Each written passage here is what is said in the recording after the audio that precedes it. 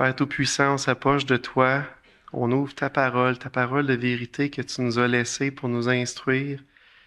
On veut s'avancer de toi, dirigé par ton Esprit Saint, Seigneur, que ce soit ta pensée qui soit amenée, Seigneur, ce matin, que ce soit ta pensée qui pénètre nos cœurs, connaître ta vérité, Seigneur. Et c'est ce qu'on désire, que je ne sois pas une barrière à ça, que ta parole soit puissante, Seigneur, dans la vie de chacun.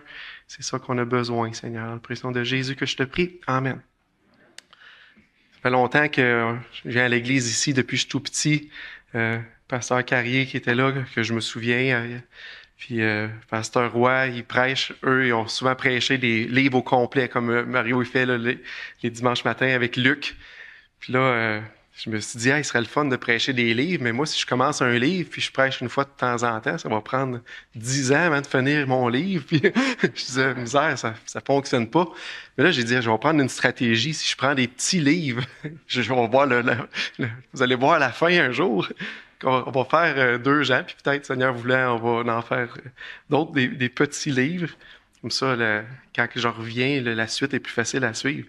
On va lire tous les versets, mais on va pas tous les voir ce matin, mais j'aimerais ça qu'on le lise quand même dans l'entièreté. C'est pas très long. 2 Jean. L'ancien Akiria les lut et à ses enfants que j'aime dans la vérité.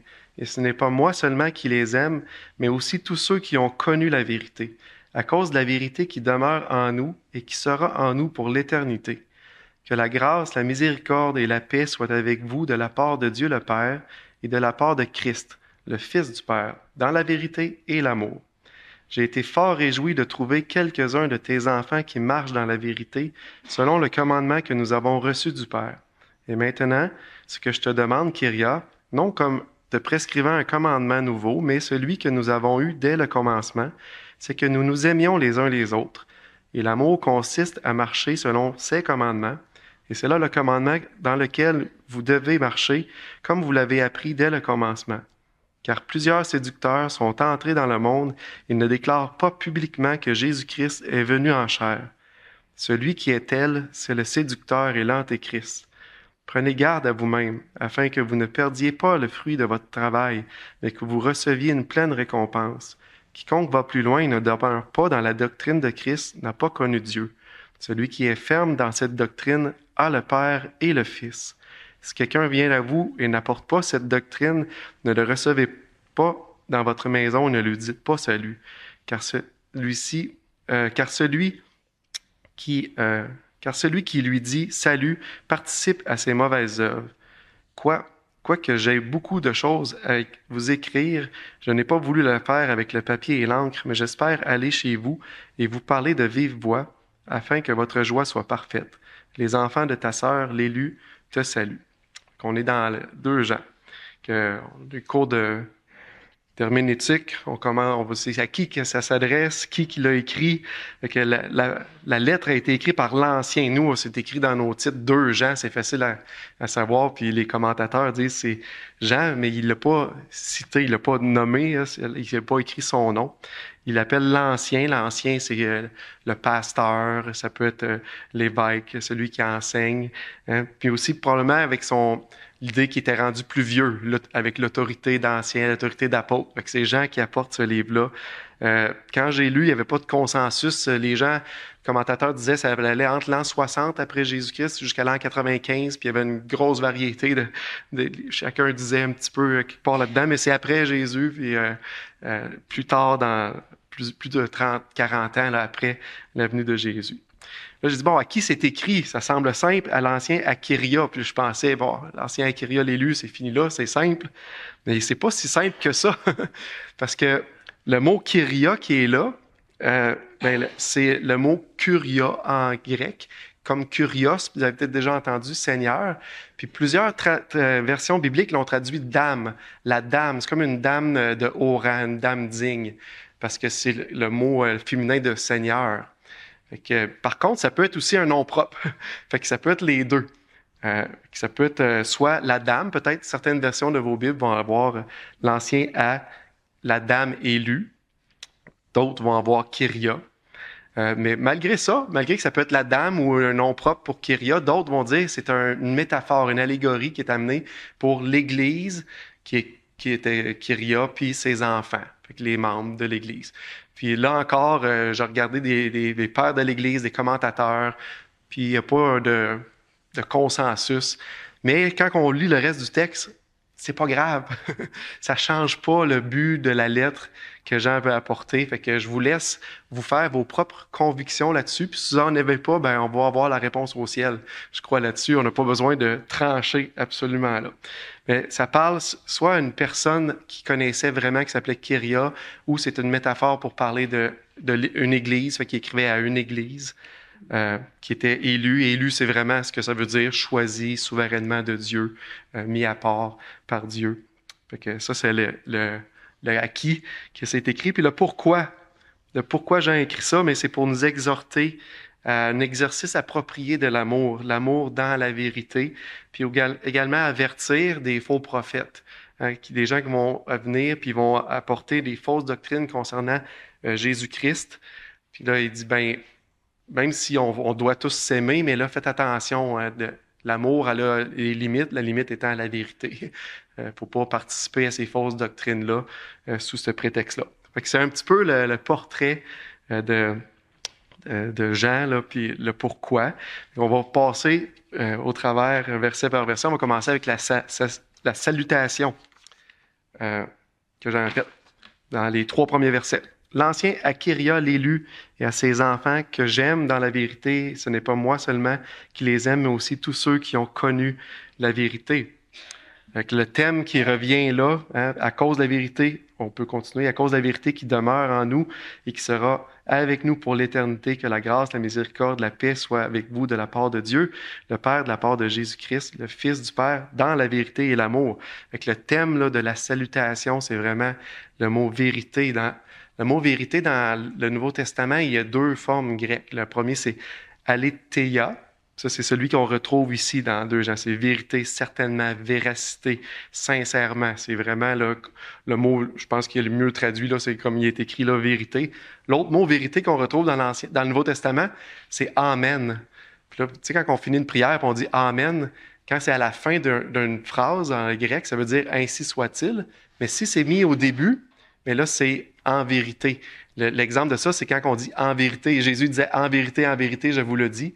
Mais c'est amen, amen, je vous le dis. Fait que souvent, quand vous allez voir amen, c'est le mot vérité aussi. C'est pas juste la fin d'une prière. Ce que moi, j'ai appris en faisant l'étude. J'étais content de l'apprendre. Fait que c'est les 2 mots. Mais là, celui qu'on voit, c'est vraiment aletheia, c'est vérité, certainement, véracité.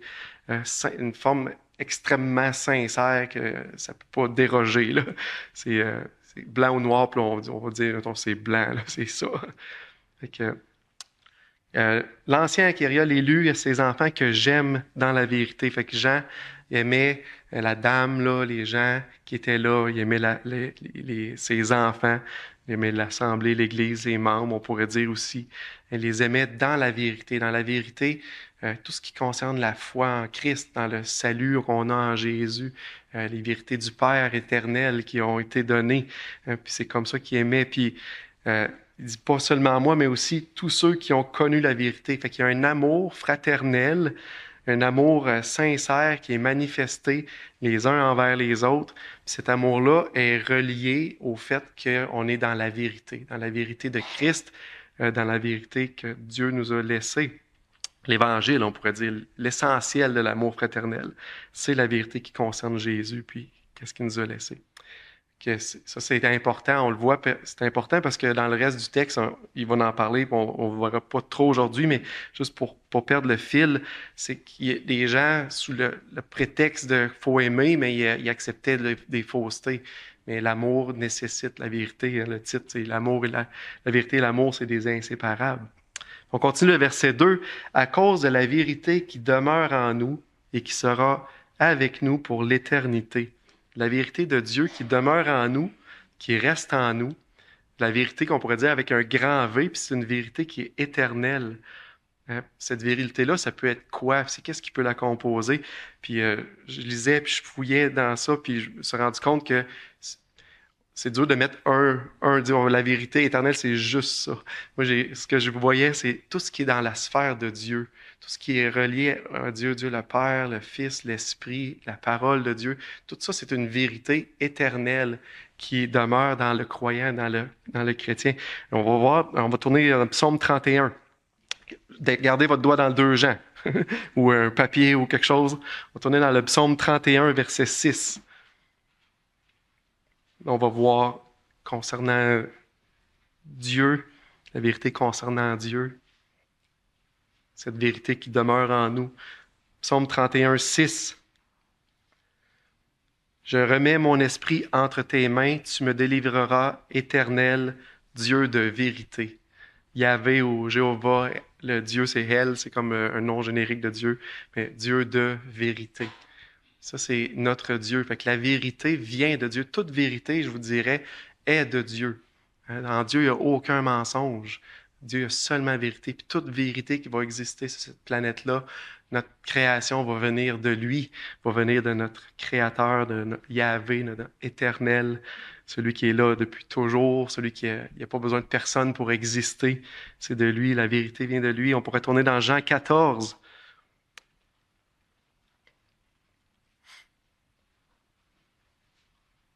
Jean 14, versets 16 et 17.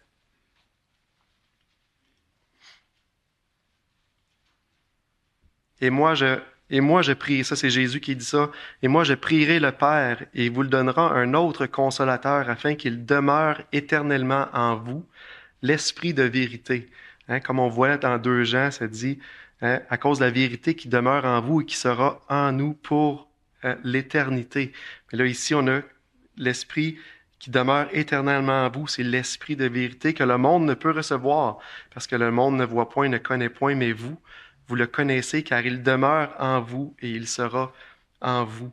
L'esprit de vérité, qui est là éternellement, l'esprit éternel de Dieu qui habite le croyant. Quelle belle vérité que le Seigneur nous donne. Puis là, il demeure en nous, c'est en nous pour toujours. Dans Jean 14, 6, on est collé. Jean 14, 6, Jésus a dit, je suis le chemin, la vérité, la vie, et nul ne vient au Père que par moi. Je suis la vérité. Fait que là, on a Jésus qui s'attribue la vérité dans la sphère de Dieu. Puis Jean 15, 5, juste un petit peu plus loin. Si vous tournez Jean 15, 5, une page de plus loin, on a le verset 5. Ça va dire, je suis le cep. Ça, c'est Jésus qui parle. Vous êtes les serments. Celui qui demeure en moi et en qui je demeure porte beaucoup de fruits. Sans moi, vous ne pouvez rien faire. Jésus qui est la vérité. Puis les enfants de Dieu demeurent en lui, puis lui demeure en nous par l'Esprit, puis on porte du fruit en lui. Fait que la vérité, Jésus demeure dans le croyant éternellement. Il est avec nous éternellement. On va tourner dans Colossiens 3. Colossiens 3, verset 16.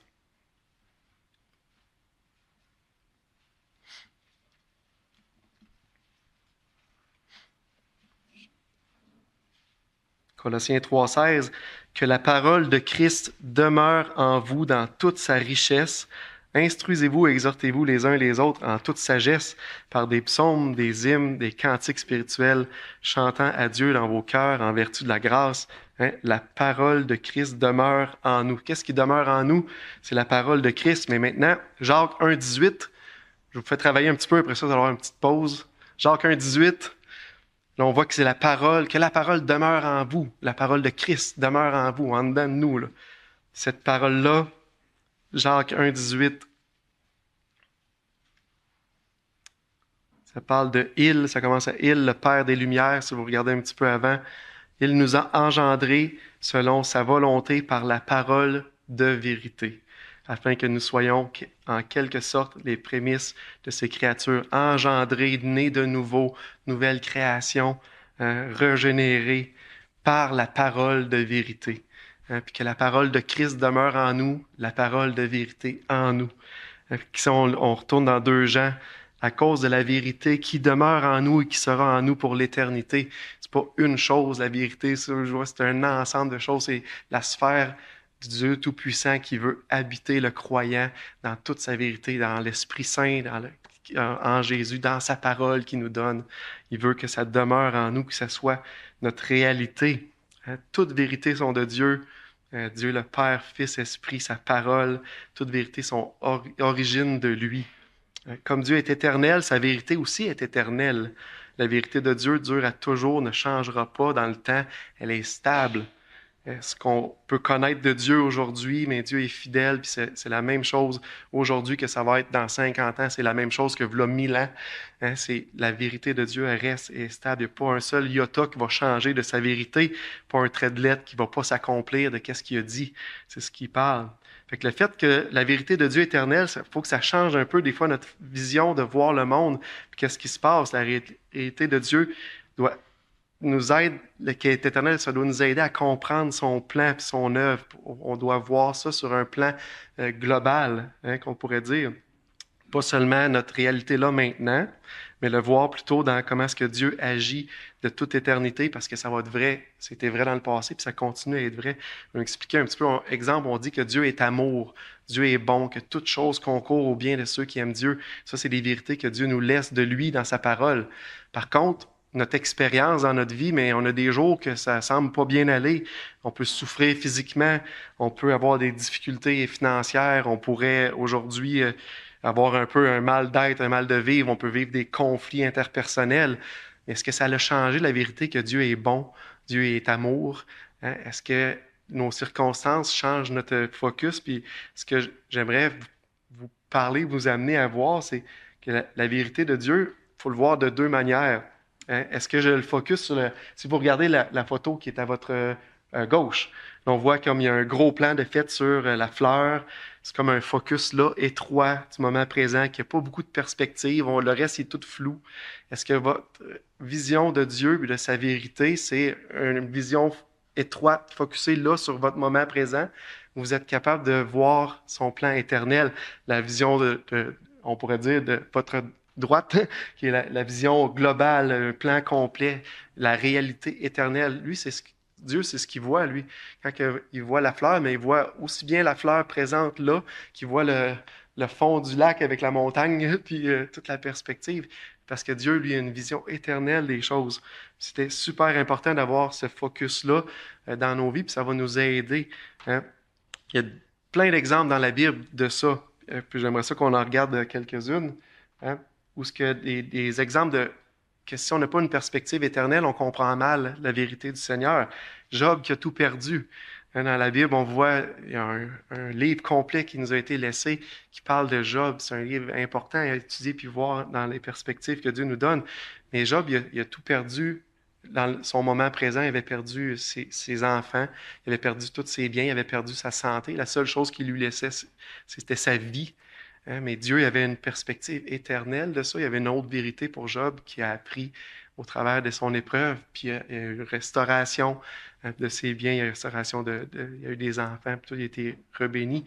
Il faut voir l'importance d'avoir cette perspective-là d'une vérité éternelle. Abraham qui se fait demander d'offrir son fils Isaac en sacrifice. On voit Abraham qui avance par la foi, une épreuve incroyable, mais Abraham s'était pas fait dire, lui, c'était quoi la vérité de Dieu dans ça? Qu'il allait avoir un bouc qui allait être pourvu à la montagne de Dieu. Il a avancé par la foi, sachant que Dieu est amour, Dieu est bon, Dieu se trompe pas, toute chose concourt à son bien, puis a avancé, puis a amené son fils par la foi jusqu'à le mettre sur le bois de l'autel.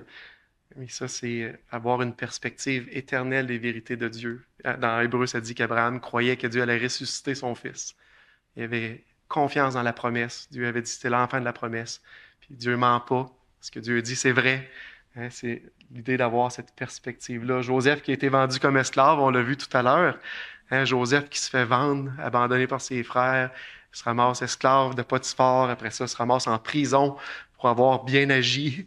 Mais Dieu avait une vérité éternelle pour Joseph, sauver son peuple, rétablir Joseph comme deuxième en Égypte, ramener le peuple de Dieu.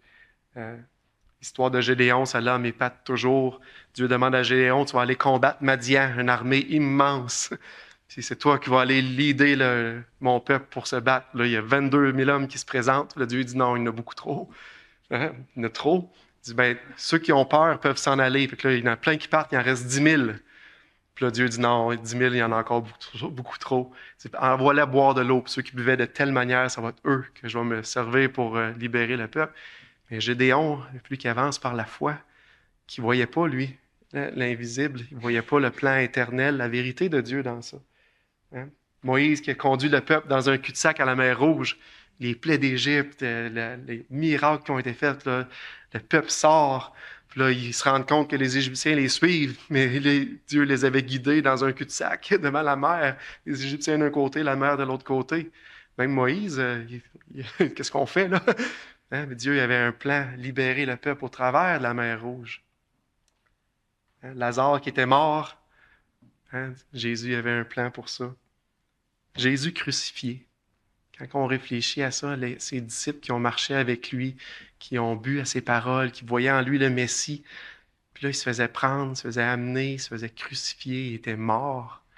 Mais Dieu avait un plan éternel, un plan qui dépasse notre compréhension.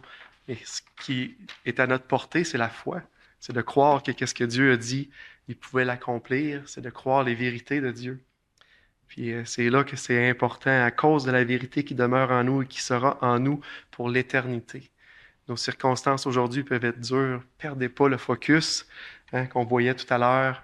La photo finale, ça c'est la vérité de Dieu pour nous. On tourne dans Hébreux 11. Hébreux 11. On aurait pu lire beaucoup d'exemples dans Hébreux 11 que Dieu nous a laissés pour notre instruction, mais j'aimerais ça terminer ce bout-là avec le verset 39-40. Hébreux 11, 39-40.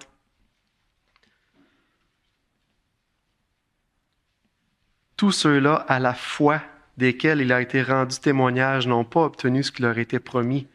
Dieu ayant en vue quelque chose de meilleur pour nous, afin qu'ils ne parviennent pas sans nous à la perfection.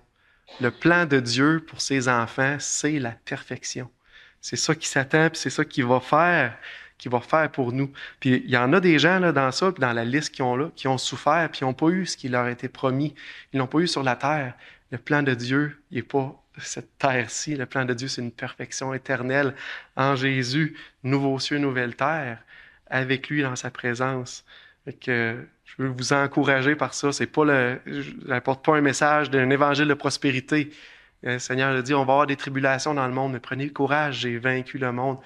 Essayons d'avoir le focus de Dieu, pas juste voir la petite fleur, mais voir l'ensemble de son œuvre dans nos vies quand on avance. Ça va nous aider à surmonter, avoir de la joie au travers des épreuves, avoir une confiance envers notre Sauveur et Seigneur, malgré nos circonstances. Ça ne va pas être nos circonstances qui vont dicter notre joie, mais ça va être la parole de Dieu, ses vérités qui vont dicter notre joie et notre vie. Là, je vais vous dire, c'est plus facile à dire qu'à faire. Ça prend la mise en pratique. Il faut se le rappeler, ces vérités-là, dans notre tête. Il faut les redire souvent si on veut être capable de passer au travers des moments difficiles avec notre Seigneur. On tourne dans 2 Jean, rendu au verset 3.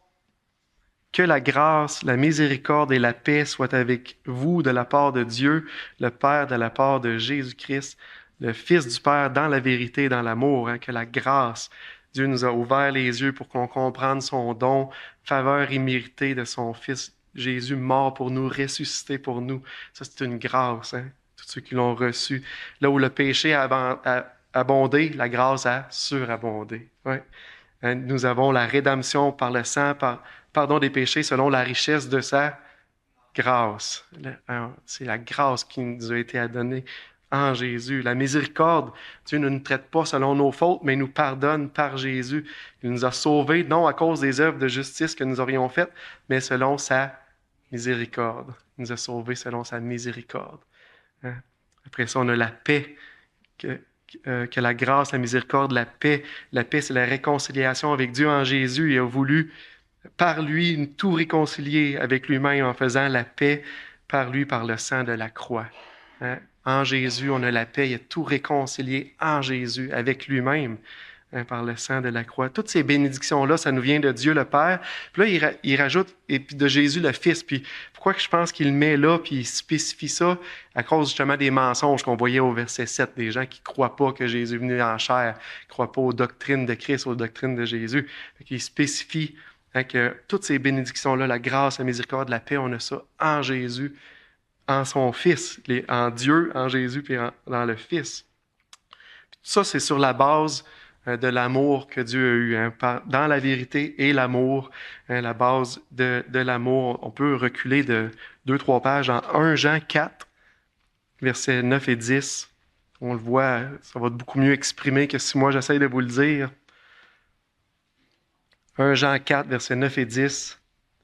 L'amour de Dieu a été manifesté envers nous en ce que Dieu a envoyé son Fils unique dans le monde afin que nous vivions par lui. Et cet amour consiste non point à ce que nous avons aimé Dieu, mais en ce qu'il nous a aimé et envoyé son Fils comme victime expiatoire pour nos péchés. La motivation de cette grâce, de cette miséricorde, de cet amour-là, ça a été manifesté dans l'amour par Jésus-Christ pour nous, pour ses enfants. On continue 2 Jean, on retourne dans 2 Jean, le verset 4. J'ai été fort réjoui de trouver quelques-uns de tes enfants qui marchent selon la vérité, selon le commandement que nous avons reçu du Père. Jean était réjoui, il était heureux de constater que certains enfants marchaient selon la vérité. Le mot marcher, là, c'est un mot présent actif. C'est qu'ils marchent activement dans la vérité. Est-ce que ça l'implique? Ça l'implique que ces enfants-là connaissent la vérité, qu'ils savent qu'est-ce qui est vrai concernant Jésus, concernant son salut, sa grâce, son pardon, sa mort, sa résurrection. Ça l'inclut aussi croire. On peut connaître, mais il faut croire aussi. Il faut croire en sa vérité. Une fois qu'on connaît, on l'applique dans nos vies, on la croit, on l'obéit. Ça l'implique obéir. Fait que le côté marcher, c'est connaître, croire, obéir à la vérité.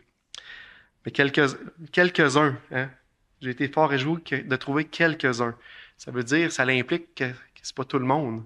Puis là, on pourrait le prendre pour une famille. Si on dit que Kyria, c'était la maman de la famille et ses enfants, si on dit que c'était une assemblée, c'était une métaphore pour l'Église et ses membres, mais ça dit que quelques-uns marchent dans la vérité. Ça veut dire qu'il y en a qui ne marchent pas dans la vérité, comme dans nos familles, dans nos maisons, comme dans nos assemblées. Des fois, il y en a qui ne marchent pas dans cette vérité-là activement. On peut assister à l'Église depuis des dizaines d'années, mais être encore étranger à Jésus-Christ et à son œuvre pour nous. Si on a la vérité de Christ en nous, ça implique un changement. Il y a un impact qui se passe dans la vie. L'Esprit de Dieu qui habite en nous n'est pas un esprit mort, c'est un esprit qui est de vie, c'est un esprit qui change des choses. Puis ce que j'aimerais qu'on regarde ensemble, les effets de cette vérité-là, puis les effets d'enfants qui marchent, comment qu'on reconnaît des enfants qui marchent. Puis en même temps, posez-vous une question, examinez-vous vous-même, comme Paul dit, est-ce que ma vie montre ces fruits-là, des fruits de « je suis dans la vérité » et l'esprit de vérité est en moi, puis ça l'amène des fruits dans ma vie. Fait que les enfants de Dieu, là, j'ai donné des papiers tantôt à des gens, je me souviens des personnes, mais je me souviens plus l'ordre. Fait que je vais vous dire le verset, puis c'est des hommes qui lisaient avec une bonne voix. Là, on va commencer avec Jean 17, 17. Je ne sais pas c'est qui. Puis après ça, on va aller en ordre. Il y avait des numéros sur vos papiers, fait qu'il y en a un qui c'est le numéro 1. Oui, Maurice. Sanctifie-les par ta vérité, ta parole est ta vérité. Un des fruits de la vérité de Dieu qui habite dans l'enfant de Dieu, c'est que ces enfants sont sanctifiés par la vérité de Dieu. Ils sont saints, ils sont mis à part, ils veulent marcher dans la sainteté, c'est leur désir, c'est dans leur cœur. Dieu a mis ça dans leur cœur de suivre leur maître, suivre la vérité. Ça, c'est le premier. Le deuxième, c'est Jean 4, versets 23-24. Mais l'heure vient et elle est déjà venue. Les vrais adorateurs adoreront le Père en esprit et en vérité, car ce sont là les adorateurs que le Père demande. Dieu est l'esprit, et il faut que ceux qui l'adorent l'adorent en esprit et en vérité. OK. Un des fruits, les enfants de Dieu, un des fruits qu'ils vont avoir, c'est qu'ils vont adorer le Père en esprit et en vérité. Leur cœur va tourner vers Dieu le Père, puis ils vont vouloir lui rendre gloire, ils vont vouloir le louer, ils vont vouloir l'adorer, parce que c'est en dedans d'eux, le Seigneur a mis ça dans leur cœur. Oups, pas tout de suite, j'ai triché. Éphésiens 4, 15. Mais en professant la vérité dans l'amour, nous croirons à tous égards en celui qui est le chef, Christ. Okay? On va professer la vérité dans l'amour. C'est le fun parce qu'il y rajoute le côté de l'amour, mais ce qui va sortir de notre bouche, ça va être la vérité. On va professer les vérités de l'Évangile. Puis ça va être un des fruits qui va être dans nos cœurs. On va avoir à cœur de faire ça si on connaît le Seigneur. Oups! Le prochain. Psaume 26, 3.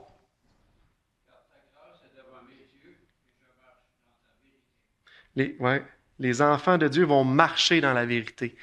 Qu'est-ce qui va être important pour eux, c'est quoi qui est vrai, c'est quoi qui est juste, c'est quoi ce que Dieu s'attend, puis c'est dans ces pas-là que je veux avancer. Ça va être une des caractéristiques des enfants de Dieu qui vont avoir la vérité de Dieu en eux. Je vais me dompter peut-être avant la fin. Galates 2, 5. Nous ne leur cédâmes pas un instant et nous résistâmes à leur exigence, afin que la vérité de l'Évangile soit maintenue parmi vous. Les enfants de Dieu vont résister pour la vérité de l'Évangile. Qu'est-ce qui est vrai pour l'Évangile? Ils ne vont pas plier pour ça. Ils ne vont pas diluer le message. Ils vont parler de ce que Dieu parle. Hein? Christ mort pour les péchés, ressuscité, vivant. Ça, c'est le message même de l'Évangile. Mort pour des pécheurs. Ils ne vont pas présenter comme juste pour réformer une vie de quelqu'un puis pour rajouter quelque chose. Non, on est pécheurs, on est morts sans Christ. On a besoin de lui dans nos vies. Puis ils vont se battre pour ça. Ils vont avoir ce désir-là de résister pour l'Évangile. Comme Paul l'avait eu avec les judaïsants ou ceux qui disaient que c'est par les lois ou en se faisant circoncire que là, on va s'approcher de Dieu et on va lui être favorable. C'est pas du tout ça, c'est au travers de Jésus-Christ. C'est cette vérité-là qui compte. Psaume 119, verset 30.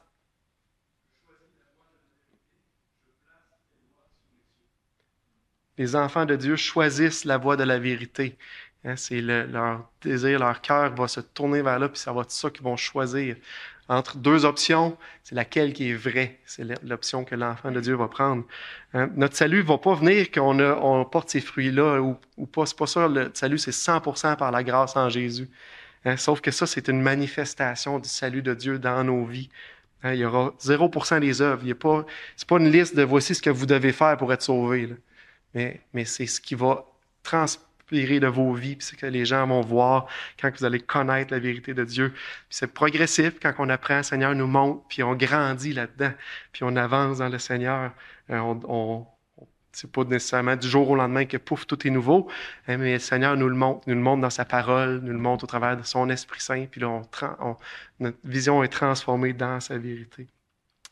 On se remet à lui pour ça. Les enfants de Dieu marchent dans la vérité, font partie de l'Église, ont été greffés à l'Église, mais aussi vont se joindre à une assemblée locale.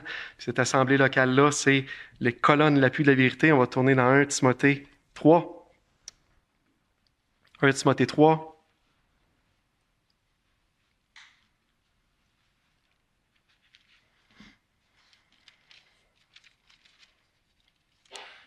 « 1 Timothée 3, versets 14, 15.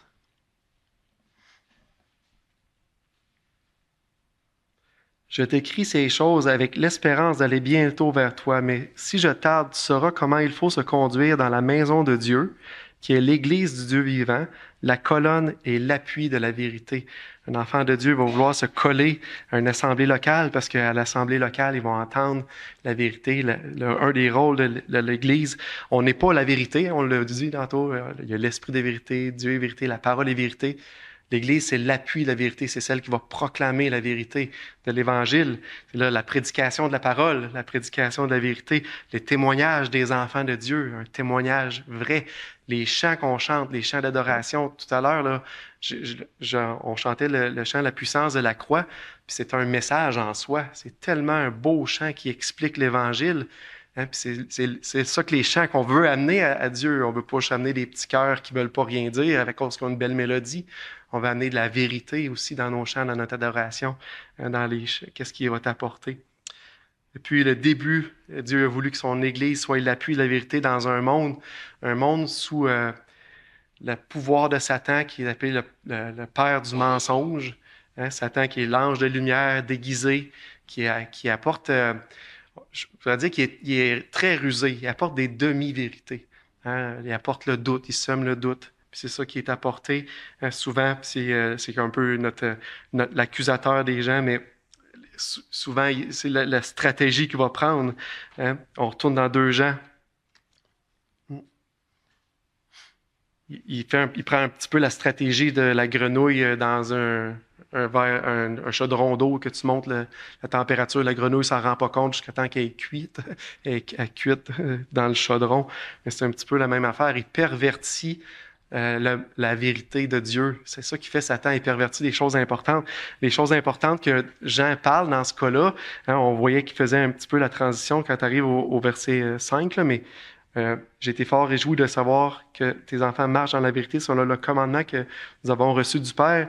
Et maintenant, ce que je te demande, Kyria, non comme te prescrivant un commandement nouveau, mais celui que nous avons eu dès le commencement, c'est que nous nous aimions les uns les autres. Le commandement que Dieu parle, c'est vraiment le commandement de Deutéronome, puis d'aimer Dieu de tout son cœur, de toute son âme, de toute sa force. Ou dans Lévitique, ça parle d'aimer son prochain comme toi-même. C'est pas un commandement nouveau, mais il veut qu'on abonde dans ça.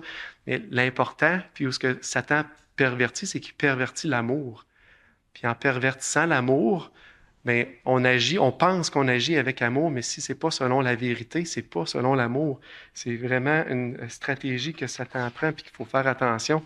Souvent, on va voir, je l'ai vu illustré comme ça. Hein? Peut-être vous avez déjà vu l'illustration, 2 personnes qui s'ostinent, c'est un 6, non, c'est un 9, parce que tu vois que c'est pas très clair. Puis là, on se sert de cette image-là pour dire que ta vérité, c'est bon pour toi, mais l'autre, sa vérité, c'est bon pour lui. C'est comme, quand on dit ça, c'est comme s'il y avait 2 vérités. Mais pour Dieu, c'est pas ça. Hein? Ce qu'il faut comprendre, c'est qu'il existe une vérité. La vérité, c'est celui qui l'a écrit, le chiffre. Lui, c'était quoi son intention? C'est qu'est-ce qu'il émettait pour les gens de comprendre. Maintenant, si toi, tu le vires d'un côté ou de l'autre pour lui faire dire ce que tu veux, c'est pas la vérité, ça.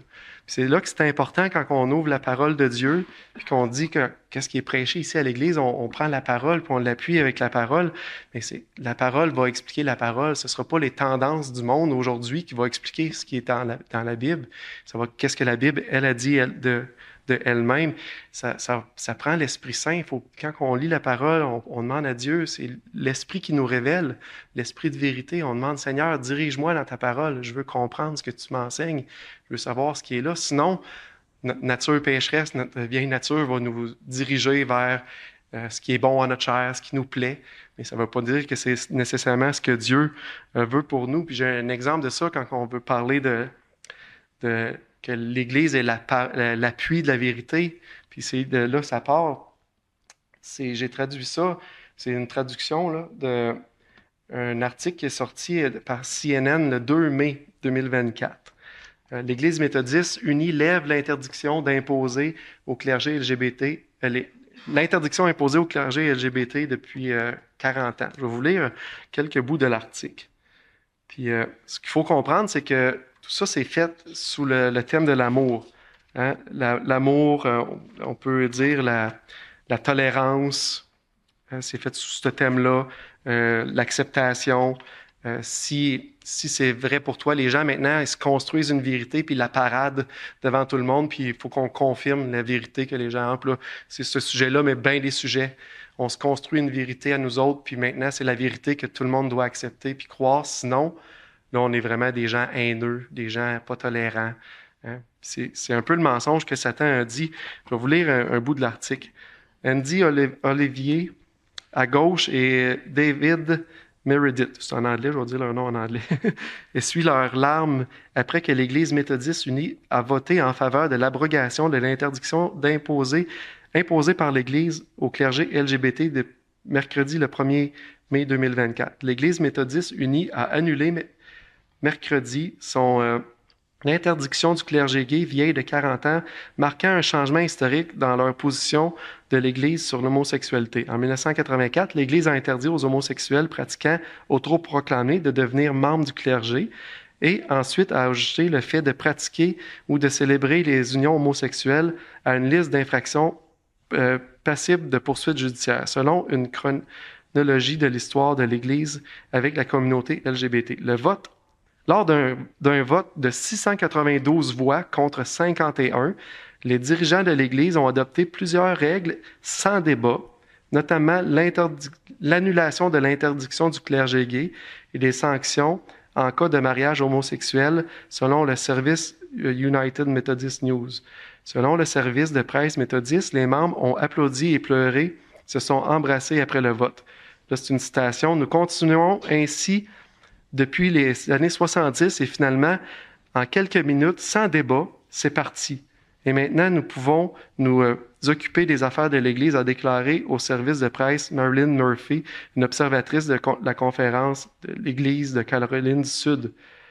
Matt Patrick, co-pasteur de l'Église méthodiste unie de l'Université de Tulsa, Oklahoma, a déclaré à CNN qu'il était devenu ému après que l'Église ait annoncé la décision. « J'ai pleuré ce matin à l'annonce du vote parce que c'était un énorme soulagement de voir que la justice avait été rendue après tant d'années, a-t-il déclaré. Il y a eu beaucoup de douleur pour nous amener à cet endroit. » Ça, c'est l'article qui a été publié.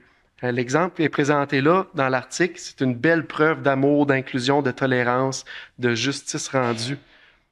L'Église méthodiste a été fondée par John Charles Wesley, c'est un peu les pères de ça, ou M. Whitefield.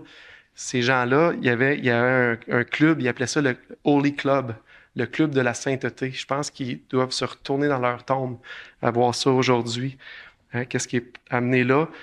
Puis comme je disais, c'est prendre la vérité de Dieu, qui est la vérité de marcher dans l'amour, mais la tordre. Parce que Dieu, c'est pas ça qu'il croit. Là. Quand on regarde ce que Dieu enseigne dans sa parole, en fait, ce que Dieu enseigne dans sa parole, je vais le mettre encore plus large, c'est que toute sexualité pratiquée en dehors du mariage, c'est péché. Pas juste LGBTQ, qu'est-ce qu'il y a? C'est toute sexualité pratiquée en dehors du mariage, qui est le plan de Dieu pour un homme et une femme. Pour Dieu, ça, c'est péché. Fait que même si aujourd'hui, on dit que c'est justice qui a été rendue, c'est justice humaine. Ça n'a jamais été pour Dieu. Si on veut un message vraiment inclusif, Dieu nous l'a laissé dans sa parole, le message vraiment inclusif. De un, on ne s'identifie pas selon notre sexualité. Dieu ne nous identifie pas comme ça. Puis, une des choses qu'il faut réaliser, c'est qu'on est identifié devant Dieu, qui est un Dieu vrai, comme des gens pécheurs. Puis ça, c'est le poids de tout le monde, c'est le lot de tout le monde. C'est très, très, très inclusif. Puis qu'est-ce qui est très inclusif aussi, c'est le message de Dieu pour les gens pécheurs. Qu'on doit se repentir, se tourner vers Dieu. Mais Dieu a pourvu le moyen. Ça aussi, c'est inclusif. Le moyen, c'est pour le monde. On dit, Dieu a tant aimé le monde qu'il a donné son Fils unique. En Romains 5, Luc le citait un petit peu tout à l'heure. Mais Dieu prouve son amour envers nous, parce que lorsque nous étions encore des pécheurs, Christ est mort pour nous. À plus forte raison, donc, maintenant que nous sommes justifiés par son sang, serons-nous sauvés par lui de la colère. Car si, lorsque nous étions ennemis, nous avons été réconciliés avec Dieu par la mort de son Fils, à plus forte raison, étant réconciliés, serons-nous sauvés par sa vie. Le changement d'emphase se fait dans le verset 5. Et maintenant, ce que le Paul parle de marcher dans l'amour. Je ne prendrai pas beaucoup de temps, je vois que mon temps est avancé. Mais marcher dans l'amour, ça reste marcher dans la vérité, c'est inséparable, un comme l'autre. On ne peut pas le négliger. Le prochain coup, je recommencerai cette partie-là pour focusser un petit peu c'est quoi marcher dans l'amour, c'est important. Il ne faut pas être débalancé là-dedans. On voit marcher dans la vérité, on pourrait dire c'est très théorique. C'est qu'est-ce que Dieu nous donne, on le sait, c'est vrai. Maintenant, marcher dans l'amour, c'est très pratique. Fait que les deux devraient être ensemble, puis devraient marcher ensemble. Mais ça, terminer avec un passage, c'est une prière. Ça, on va prier. Mais si tu veux que la vérité, mais tu veux que la vérité soit au fond du cœur, fais donc pénétrer la sagesse au-dedans de moi. C'est ce que Dieu, David priait. Tu veux que la vérité soit au fond de mon cœur, mais fais pénétrer ta sagesse en dedans de moi. Que mes frères et sœurs, je vous encourage à marcher dans la vérité, de ne pas perdre de vue que les vérités de Dieu sont éternelles dans le moment présent, de faire attention de ne pas pervertir l'amour, de la changer la vérité de Dieu en disant que oui, ça c'est de l'amour. Il faut faire attention à ça. Si on aime vraiment, on va dire la vérité, on va proclamer la vérité, pour que les gens puissent connaître le Seigneur. On va tourner en prière, après ça je vais laisser la place à Luc pour le repas. Merci Seigneur Dieu pour ta parole, pour la vérité que tu nous laisses. On est choyés et bénis Seigneur, que tu fais habiter également ton Esprit Saint en nous pour nous conduire dans ta vérité. Donne-nous cette soif Seigneur de connaître ce que tu veux pour nous, de ne pas nous laisser emporter à tout vent de doctrine, Seigneur, par la tendance de ce monde, mais de focusser ce qui est vrai depuis toujours, qui va l'être également pour le temps à venir. Et c'est ta vérité, Seigneur. Dans le précieux nom de Jésus, je te prie. Amen.